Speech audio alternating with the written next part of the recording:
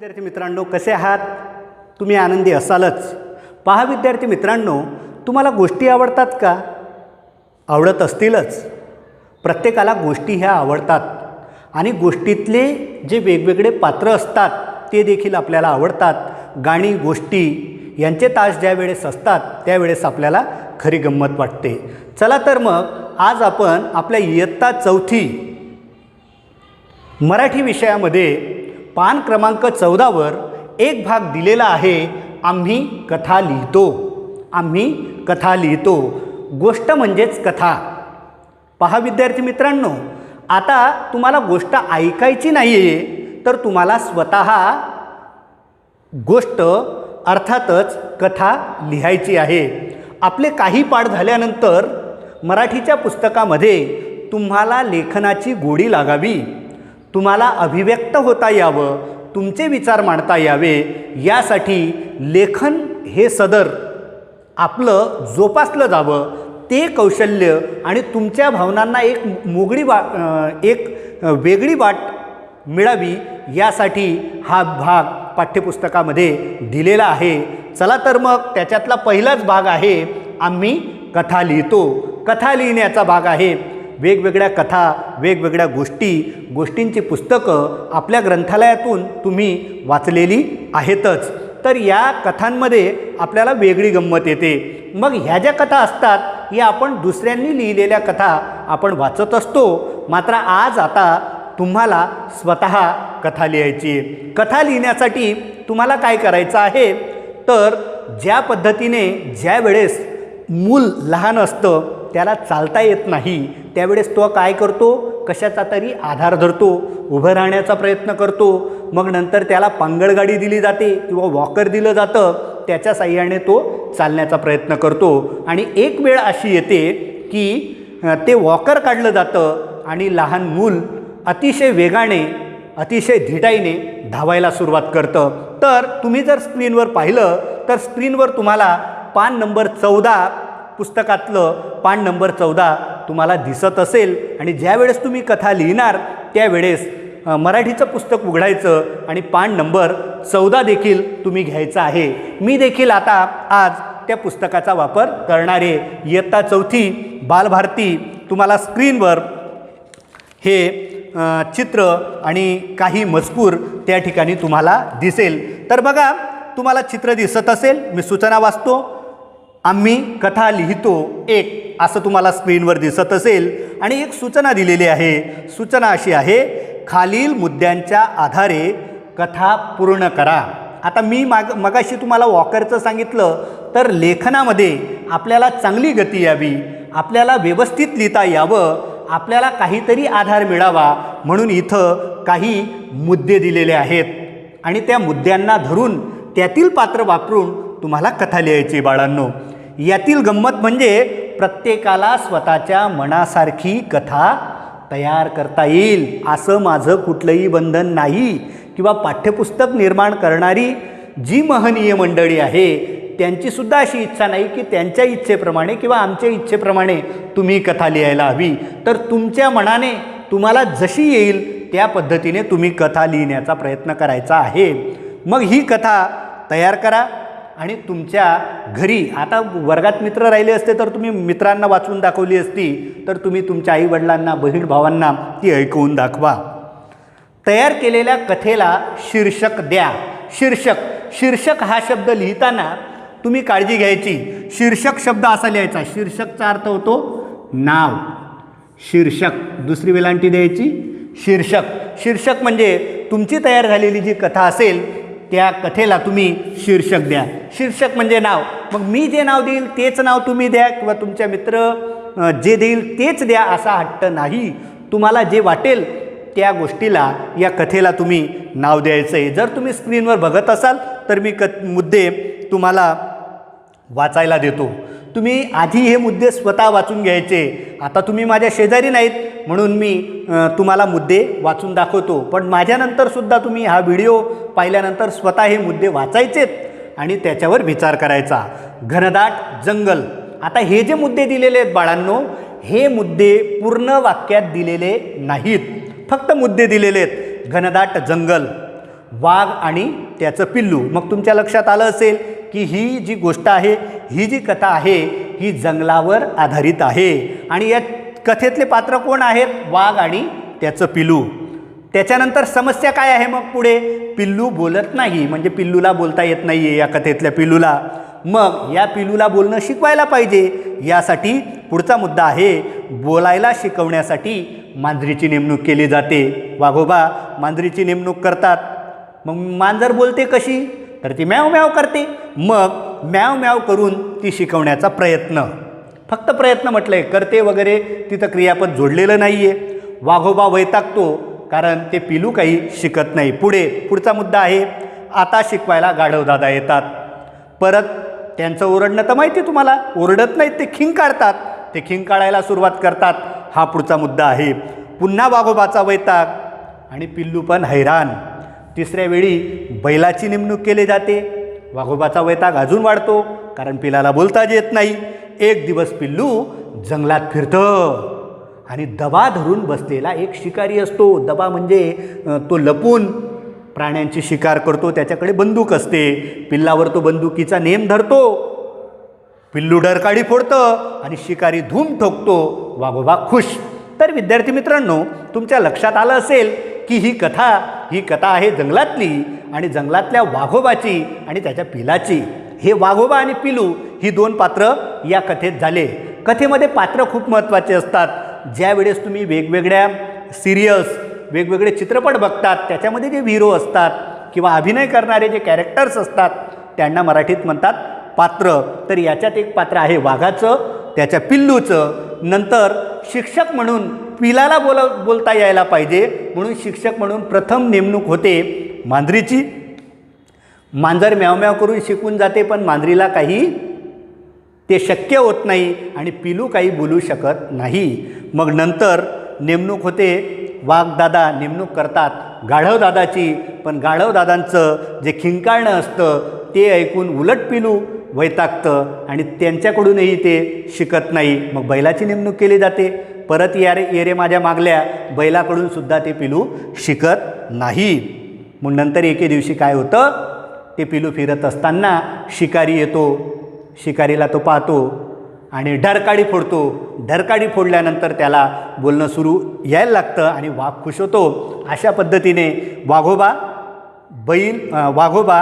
वाघोबाचं पिलू, मांजर, गाढवदादा, बैल, शिकारी हे या कथेतले पात्र आहेत. स्क्रीनवर तुम्हाला मुद्दे दिसत असतील. पण बाळांनो, कथा लिहिताना आपल्याला लेखन करत असताना काही बाबींचं भान तुम्हाला ठेवायचं असतं. मग तुम्ही कथा लिहिताना काय करायचं आहे, तुम्ही स्वतः ही कथा व्यवस्थित तुमच्या मनाने लिहायची. मी एक नमुना कथा शेवटी वाचून पण दाखवणार आहे. परंतु कथा लिहिताना किंवा निबंध लिहिताना, माहिती लिहिताना घ्यायची काळजी कोणती आहे बाळांनो, तर कथा लिहिताना तुम्ही आधी हे सगळे मुद्दे नीट समजतील असे व्यवस्थित वाचून घ्या. आणि वाचून झाल्यानंतर काय करा, नुसतं वाचू नका, तर त्याच्यावर विचार करा. आणि मग ह्या मुद्द्यांमध्ये कोणकोणते पात्र आहेत त्या पात्रांची नावं एका बाजूला लिहून घ्या. मग ते वाघोबा असतील, त्याचं पिलू असेल, मांजर असेल, गाढव असेल, बैल असेल, शिकारी असेल. आणि मग ही कथा लिहिताना काही मुलं काय करतात, जे मुद्दे दिलेले असतात तसेच मुद्दे लिहून काढतात आणि मुद्द्यांमध्येच काहीतरी क्रियापद जोडतात, छोटी छोटी वाक्य जोडतात. आणि नाही, तर तुम्ही तसं करू नका. याला एक कथेमध्ये तुमच्या मनात आधी गुंफा आणि तुम्ही काही अवतरण चिन्ह असलेले वाक्य पण याच्यात टाका. म्हणजे ही जी पात्र असतात या पात्रांच्या तोंडचे वाक्य, जसेच्या तसे बोललेले वाक्य तुम्हाला अवतरण चिन्हात तुम्ही ते घालू शकतात. आणि तुमची कल्पना, त्याच्यामुळे काय होतं, तुमचं लिखाण शिक्षकांना, तपासणाऱ्यांना आकर्षित करतं. आणि चांगल्या अक्षरात, सुंदर अक्षरात लिहा. आणि दुसरी गोष्ट, ज्या वेळेस आपण धडा वाचतो, पाठ वाचतो, त्यावेळेस आपल्याला तिकडे परिच्छेद केलेले दिसतात, उतारे केलेले दिसतात. मग तुम्ही सुद्धा परिच्छेद रचना करून लिहा. मग आधीच तुम्ही ठरवून घ्या की ही कथा मला 2-3 परिच्छेदमध्ये लिहायची. आणि महत्त्वाची गोष्ट, कथा असेल, निबंध असेल, तर त्याला तुम्ही आधी आकर्षक सुरुवात द्या. जेवढं पुस्तकात दिलेलं आहे तेवढंच करू नका. तर तुम्ही त्याला एक आकर्षक सुरुवात द्या, एक मध्यभाग द्या आणि त्याचा शेवट द्या आणि त्याच्यामध्ये त्या पात्रांचं जे जे बोलणं झालेलं आहे ते बोलणं पण त्याच्यात तुम्ही समाविष्ट करा. आणि तुमचे जे विरामचिन्ह आहेत, मग वेगवेगळे उद्गारचिन्ह आहेत किंवा पूर्णविराम आहे, वाक्याचं संपल्यानंतर देतो ते स्वल्पविराम आहे, प्रश्न विचारल्यावर आपण प्रश्नचिन्ह वापरतो, या विरामचिन्हांचा पण तुम्ही वापर करा. मी आधी काय सांगितलं, मुद्दे नीट वाचून घ्या, तुमच्या मनात एक कच्ची गोष्ट तयार करा, सगळे पात्र कोणकोणते आहेत ते नीट समजून घ्या, कोणकोण व्यक्ती कोणकोणते प्राणी या कथेत आहेत ते समजून घ्या आणि आपल्याला सुरुवात कशी करायची आहे, मध्यभाग कसा घ्यायचा आहे आणि शेवट कसा करायचा आहे, अशा पद्धतीने 3-4 परिच्छेदमध्ये 3 उतार्यांमध्ये तुम्ही हे ठरवू शकतात. आणि कोणत्या प्राण्याच्या तोंडी कोणतं वाक्य घालायचं आहे, मग त्यांनी घेतलेलं वाक्य जसंचं तसं जेव्हा आपण वापरतो तेव्हा त्याला दुहेरी अवतरण चिन्हामध्ये वापरत असतो. ह्या बाबी लक्षात ठेवा आणि आदर्श कथा तुम्ही लिहिण्याचा प्रयत्न करा. आता मी एक आदर्श कथा इथं तयार केलेली आहे आणि त्या कथेला मी शीर्षकसुद्धा दिलेलं आहे, ती मी तुम्हाला वाचून दाखवतो आहे, ती फक्त तुम्ही ऐका, पण ही कथा जशीची तशी लिहू नका. माझी अशी अपेक्षा आहे याची मदत घ्या. मी जे सांगितलेलं आहे याच्यावरून तुम्हाला एक आयडिया येईल, कल्पना येईल आणि तुमच्या मनाचं लिखाण करायला पाहिजे. अगदी तुम्ही 5 ओळीत जरी कथा संपवली तरी चालेल, पण मुद्दे जसेचे तसे पाहून लिहू नका. तर त्या कथेला चांगलं गुण पहा, कारण गोष्ट आपल्याला आवडते. आणि एक गोष्ट लक्षात घ्या, गोष्टीमध्ये असं असतं, वाढलं काय आणि कमी झालं काय काहीही फरक पडत नाही. म्हणून आपण जे लिहू ते बरोबरच असेल. एखाद वेळेस तुमचं शुद्ध लेखन इकडे तिकडे होईल, पण कथा गुंफण्याचा प्रयत्न करा आणि सरावाने तुमचं हे लेखन कौशल्य वाढेल. मी या तासाच्या शेवटाकडे जात असताना मी जी ही गोष्ट आहे मी सुद्धा तसंच केलेलं आहे, म्हणून मी पेपरचा उपयोग आज करणार आहे आणि मी पेपरवर प्रत्यक्ष मी सुद्धा कथा लिहून घेतलेली आहे. आणि मी माझ्या कथेला शीर्षक दिलेलं आहे, काय दिलेलं आहे, पिलू बोलू लागले. मी कथेला शीर्षक किंवा नाव दिलेलं आहे पिलू बोलू लागले. मी लिहिलेली कथा तुम्ही आता ऐका. मग बघा, मी म्हणतोय आणि सुरुवात करताना असं वेगळा माहोल यायला पाहिजे, ज्या गोष्टी नसतील त्याही समाविष्ट करायला पाहिजे. मग मी सुरुवात केलेली आहे. आता मी 1, 2, 3, 4 परिच्छेदमध्ये माझी ही कथा लिहिलेली आहे. मी वाचतोय, फक्त लक्षपूर्वक ऐका. कथेचं शीर्षक आहे पिलू बोलू लागले. पान नंबर 14च्या मुद्द्याच्या आधारे मी कथा लिहिलेली आहे. पिलू बोलू लागले. पहिला परिच्छेद आहे, एक घनदाट जंगल होते. वाक्य संपलं, पूर्णविराम दिलेला आहे. त्यात अनेक प्राणी गुण्या गोविंदाने राहत होते. आता मी हे माझ्या मनाचं टाकलं. त्यात अनेक प्राणी गुण्या गोविंदाने राहत होते. त्यात शूर असा एक वाघ राहत होता. त्यात शूर असा एक वाघ राहत होता. शूर शब्द कुठेही दिला नाही, पण मी ॲड केलेला आहे. वाघाच्या घरी एक आनंदाची गोष्ट घडली. आता तिथं मुद्द्यांमध्ये काय दिलं आहे, वाघ आणि त्याचा पिलू, पण आपण हे टाकू शकतो, वाघाच्या घरी एक आनंदाची गोष्ट घडली. त्याच्या पत्नीने, आता पत्नीचा उल्लेख नाही आहे तरी केला, पिलू कुठून आलं, जन्म मी याच्यात वर्णिलेला आहे. त्याच्या पत्नीने अर्थातच वाघिणीने एक सुंदर पिलाला जन्म दिला. बरेच दिवस गेले, त्याचे पिलू काही बोलेना. वाघाला चिंता वाटली, माझं पिलू बोलतं की नाही की मुका आहे. वाघाने पिलाला शिकवण्यासाठी शिक्षक नेमायचे ठरविले. त्याला आठवण झाली मांजरीची. आता इथं आश्चर्य, त्याला आठवण झाली मांजरीची. मी उद्गारचिन्ह दिलेलं आहे. त्याने पिलाला बोलण्यासाठी तिची नेमणूक केली. मांजरीचा स्पीकिंग कोर्स सुरू झाला. आता इंग्लिश स्पीकिंग कोर्स, वेगवेगळ्या भाषांचे स्पीकिंग कोर्स असतात. मराठीचा तास आहे तरी मी इथं स्पीकिंग कोर्स शब्द मुद्दाम शोभा यावी म्हणून घेतलेला आहे. मांजरीचा स्पीकिंग कोर्स सुरू झाला. आता तिच्या तोंडचं वाक्य म्याव म्याव, आणि मी दुहेरी अवतरण चिन्हात त्याला घेतलं आहे, उद्गार चिन्ह दिलं आहे. म्याव म्याव असे बोलून तिने शिकवायचा प्रयत्न केला, पण पिलू काही बोलेना. वाघोबा वैतागले. त्यांनी आता गाढवदादाला ह्या कामी नेमले. गाढवदादांनी खिंकाळूनच वर्ग सुरू केला. वाघोबाचे पिल्लू हैराण झाले. अजूनही त्याला बोलता येईना, म्हणून वाघ पुन्हा वैतागला. हा झाला दुसरा परिच्छेद. आता मी तिसरा परिच्छेद केला आहे.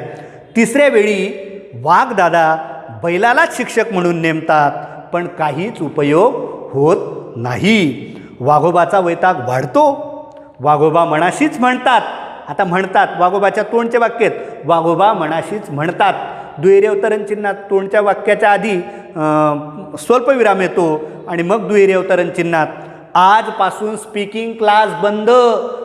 ना आता मंजर शिकवणार, ना गाढव शिकवणार, ना पिलू शिकवणार. आजपासून स्पीकिंग क्लास बंद. आता मी परिच्छेद बदलवलेला आहे आणि शेवटाकडे आलो आहे. मी शेवटचा परिच्छेद घेतला आहे. दिवसामागून दिवस जातात. एके दिवशी पिलू जंगलात फिरत असते. त्या पिलूला एक शिकारी पाहतो. तो खुश होतो, मनात गुदगुल्या करतो व पुटपुटतो. आता शिकारीच्या मनातल्या गुदगुल्या आहेत आणि तो पुटपुटतोय दुहेरी अवतरण चिन्हात, आज याची शिकार मीच करणार.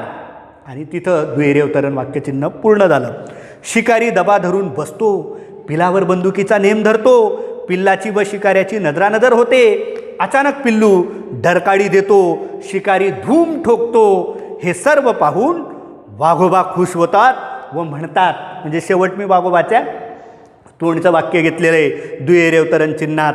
हे सर्व पाहून वाघोबा खुश होतात व म्हणतात, जसे माशाच्या पिलाला पोहणे शिकवावे लागत नाही, तसेच वाघाच्या पिलाला डरकाळी फोडणेही शिकवावे लागत नाही. तर अशा पद्धतीने 4 परिच्छेदमध्ये मी ही कथा लिहिण्याचा प्रयत्न केलेला आहे.